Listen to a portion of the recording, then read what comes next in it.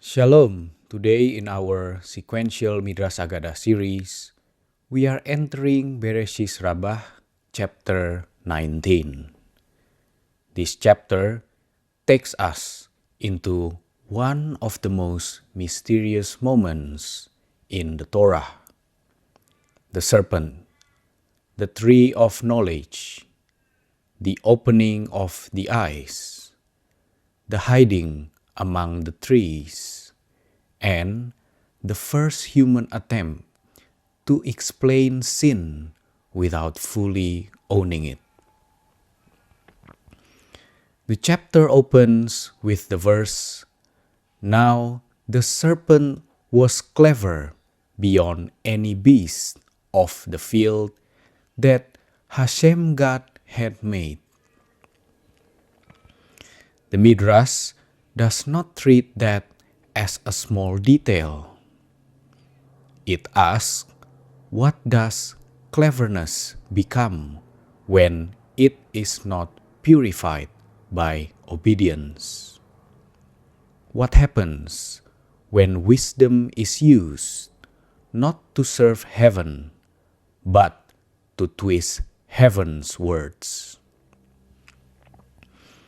The Midrash brings the verse from Koheles, "For with much wisdom comes much anger, and he who adds knowledge adds pain."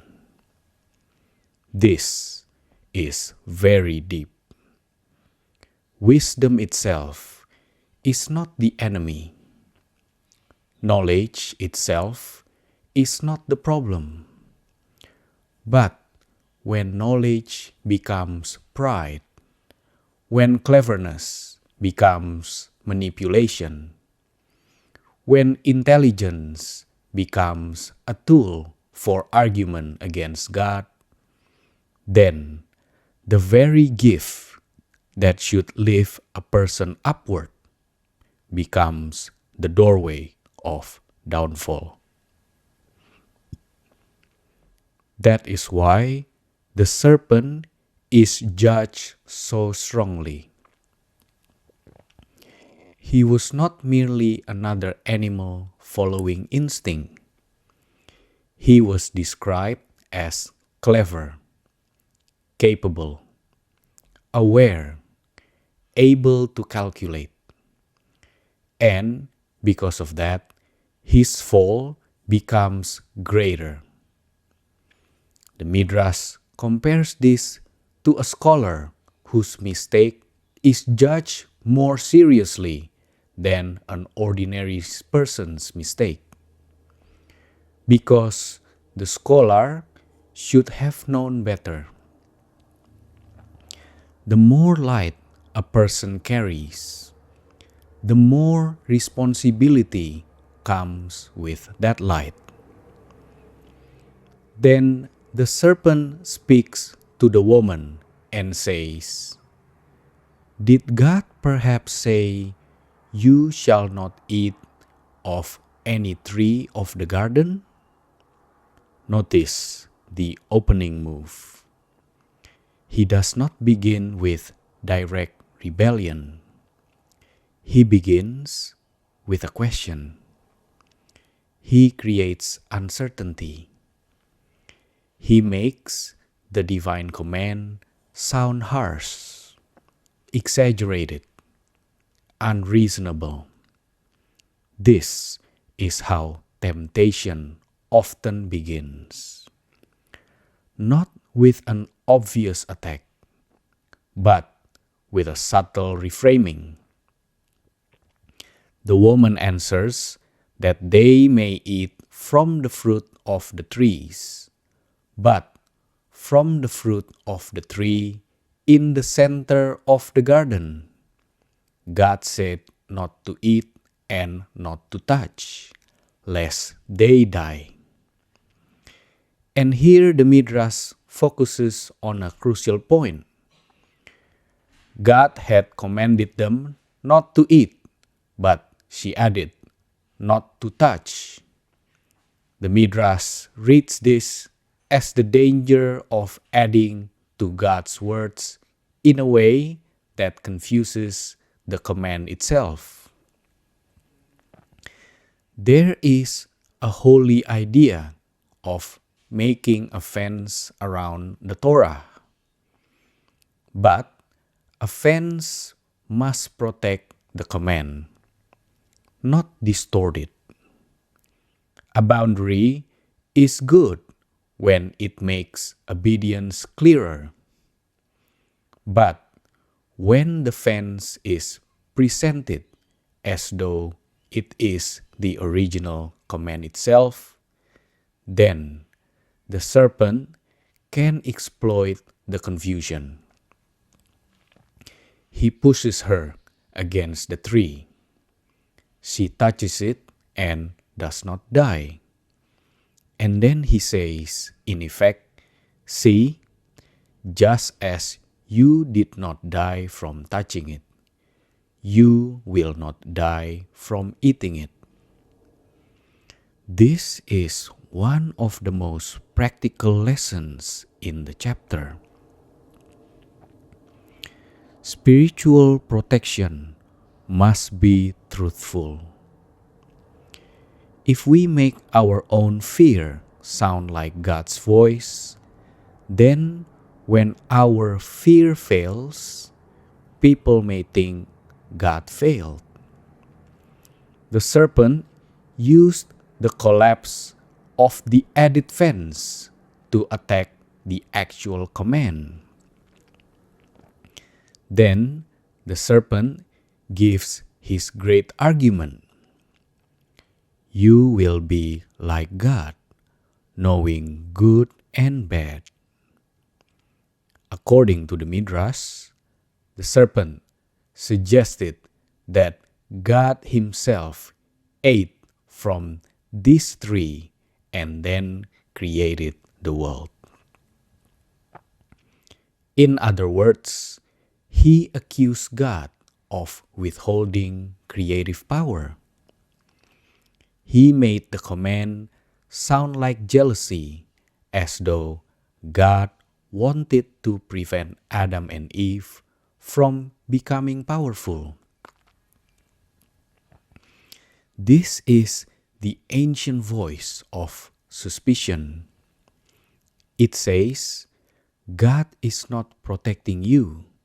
God is limiting you. God is not guiding you. God is hiding something from you.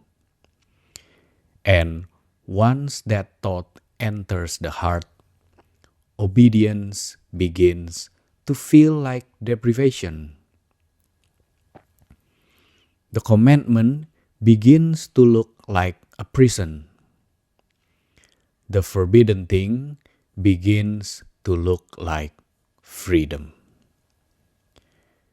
And once freedom is disconnected from truth, it no longer frees the person.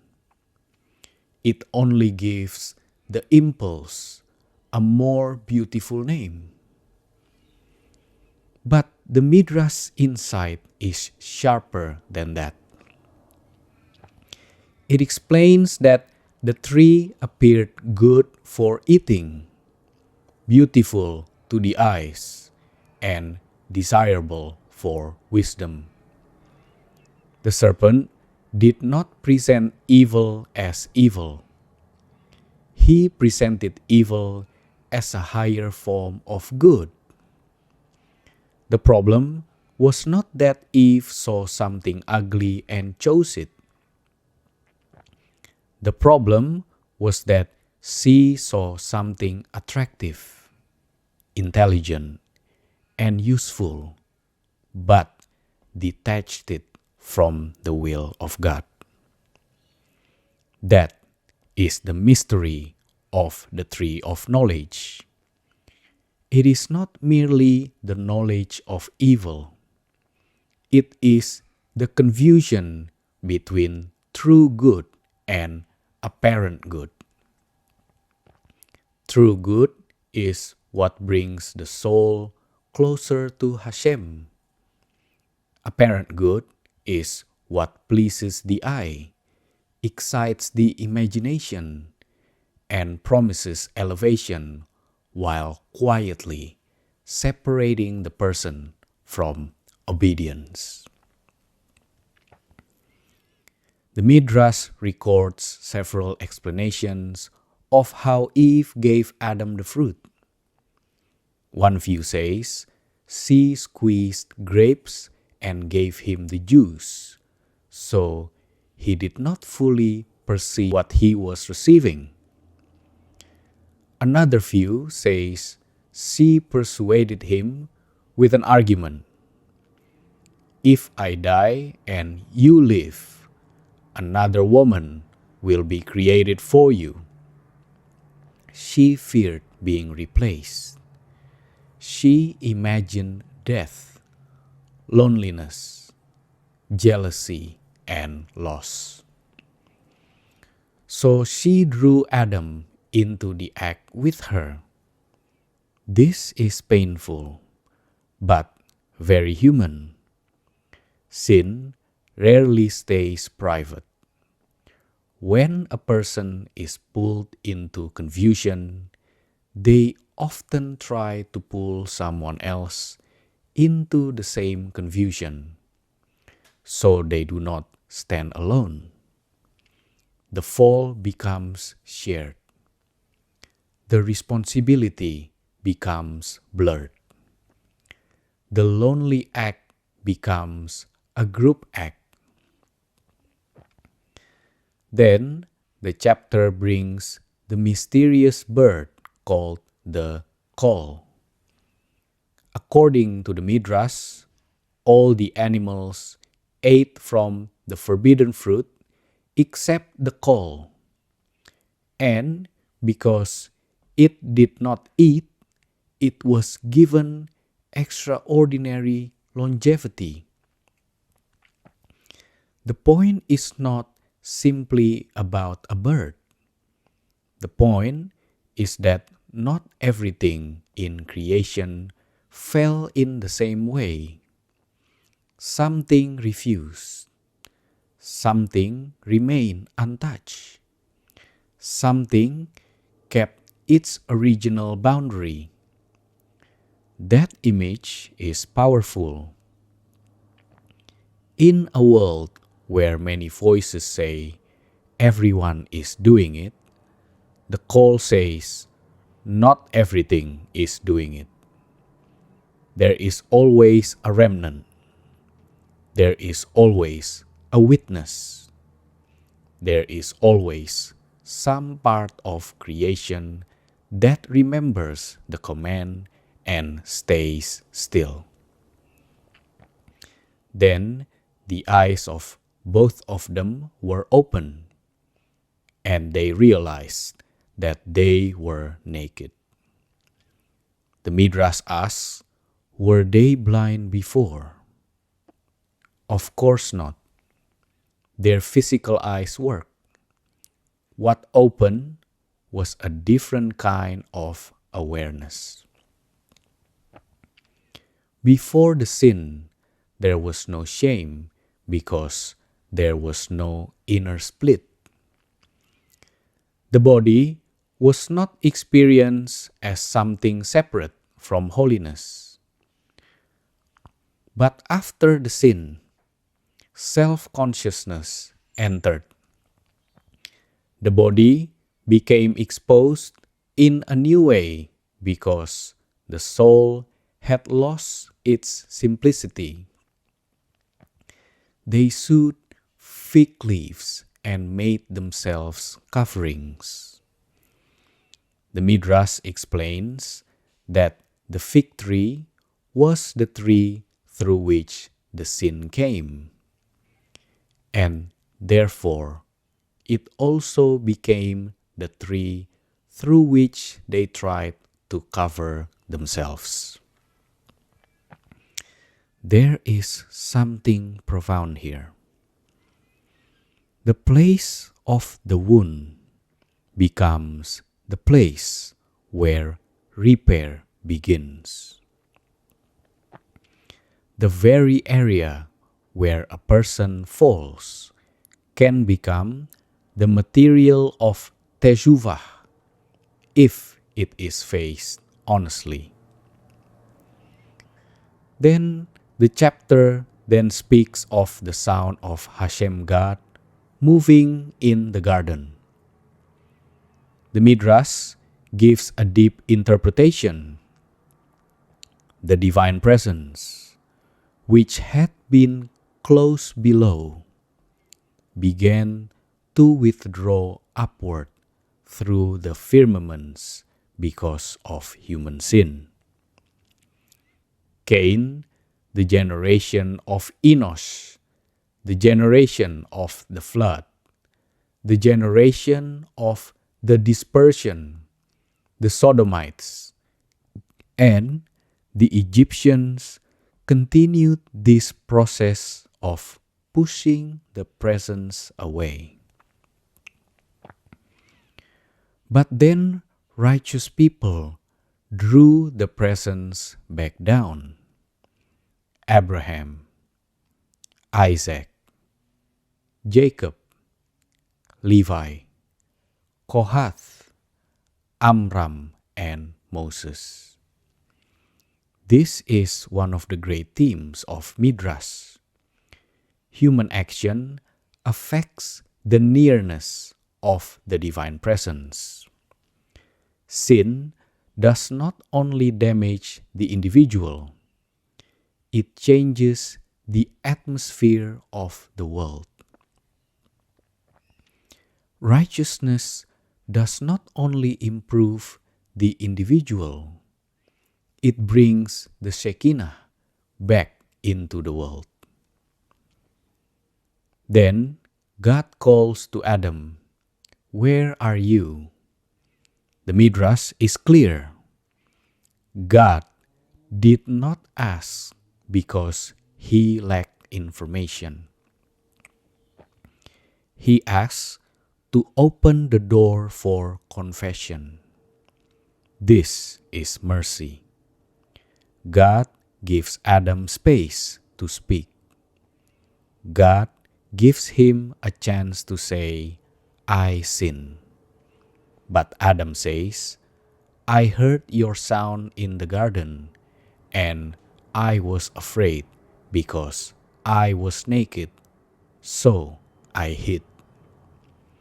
God then asks, "Who told you that you were naked?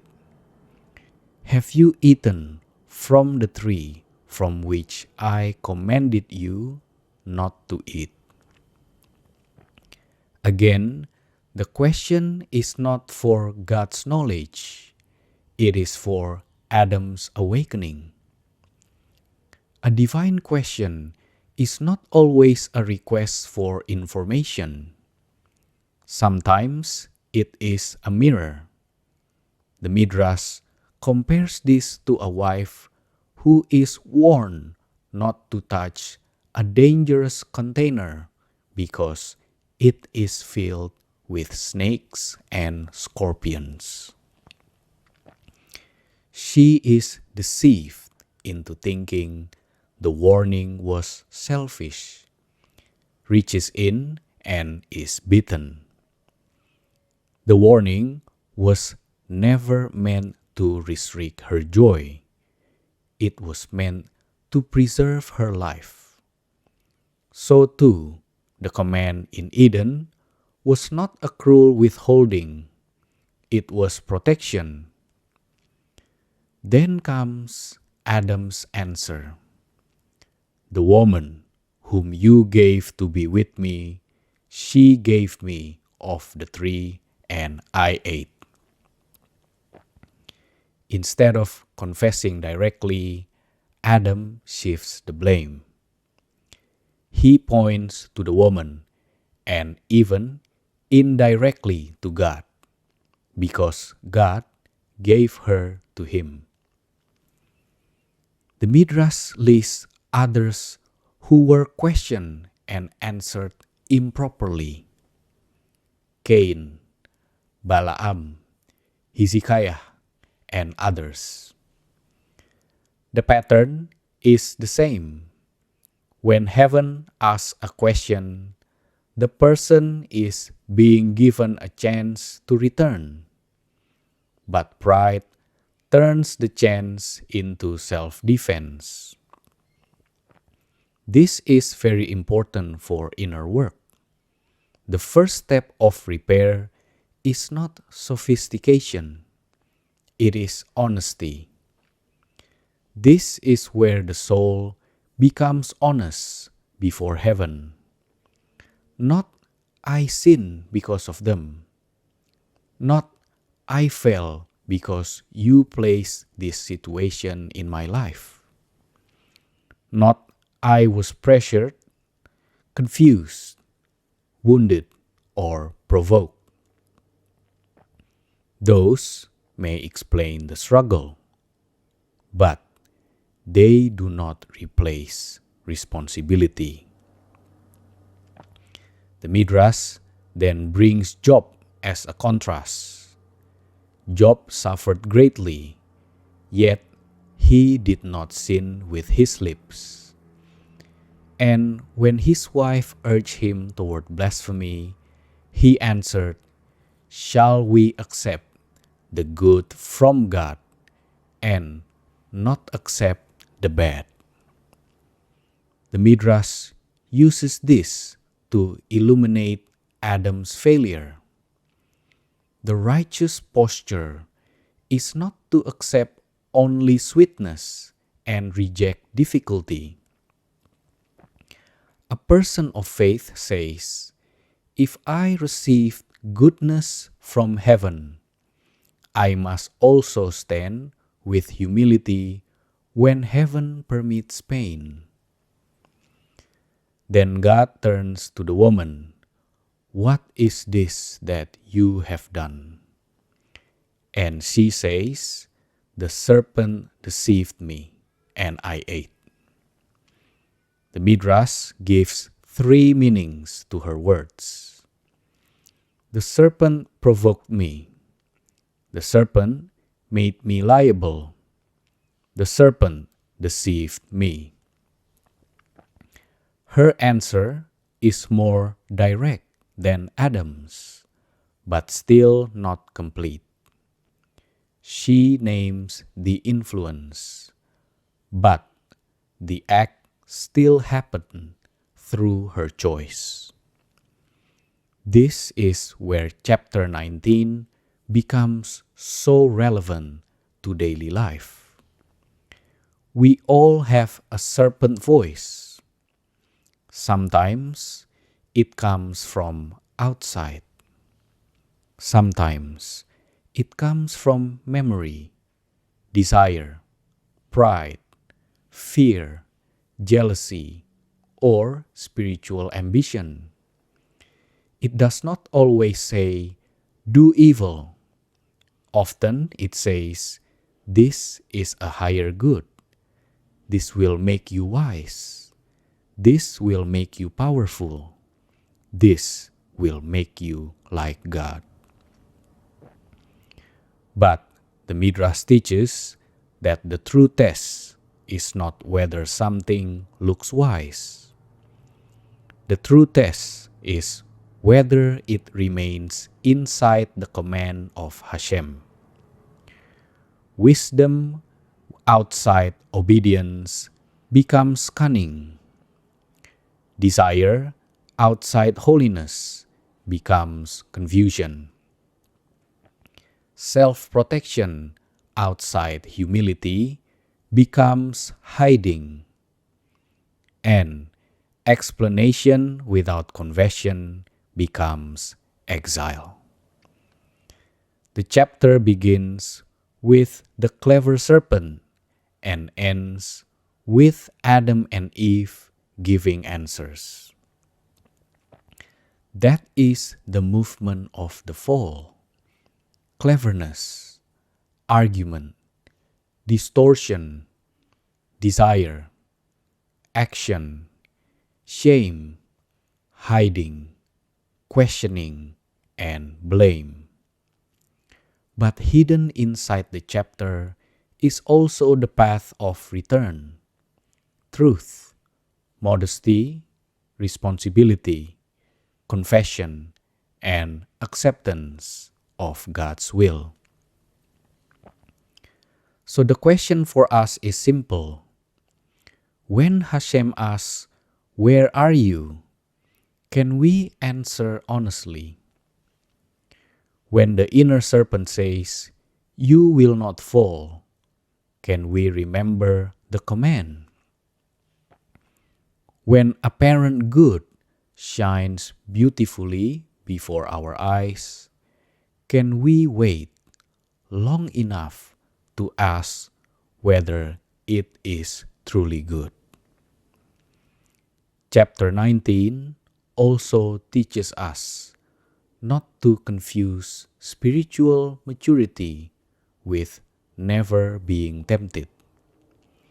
Adam and Eve were in the garden, surrounded by divine goodness.